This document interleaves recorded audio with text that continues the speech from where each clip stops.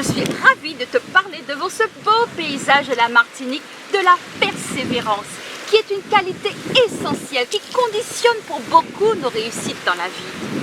Il est vrai que tout le monde rencontre dans la vie des moments où l'on est fatigué, où l'on est découragé, où on a envie de baisser les bras et on a tout simplement ras-le-bol. Et c'est plus tentant de jeter l'éponge que de continuer à avancer pour obtenir ce que l'on souhaite. On fait plus de surplace tout en étant frustré car on n'a pas encore du coup la satisfaction de parvenir à ce que l'on veut vraiment au fond de soi. Dans ces moments-là, il est important de faire le point, de se demander à quel point ce que l'on veut vraiment est important pour soi et de mettre le focus sur les bénéfices que l'on va tirer, sur le plaisir que l'on aura d'avoir réussi et sur la joie que l'on ressentira d'y arriver.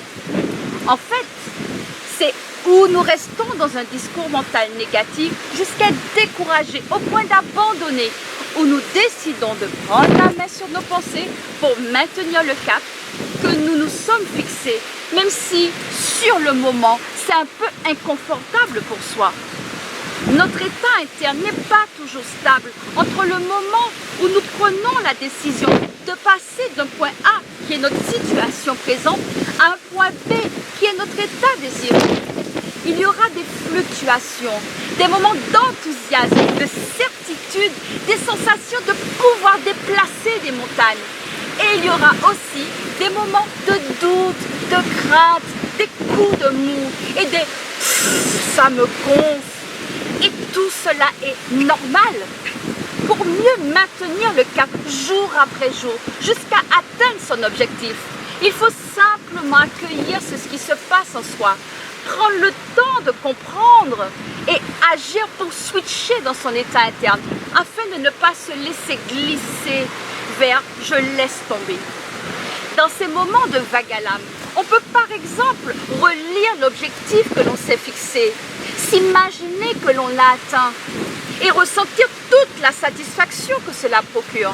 On peut aussi écouter de la musique dynamisante, lire un livre stimulant, aller faire un bon massage, rencontrer des amis, passer un coup de fil à une personne positive, se recentrer sur soi, s'écouter et satisfaire le besoin qui mérite de l'être sur le moment, comme le repos, la détente, les loisirs. Et là, on crée les conditions pour se retrouver à nouveau dans l'envie, la motivation, le je veux y arriver et le je vais y arriver.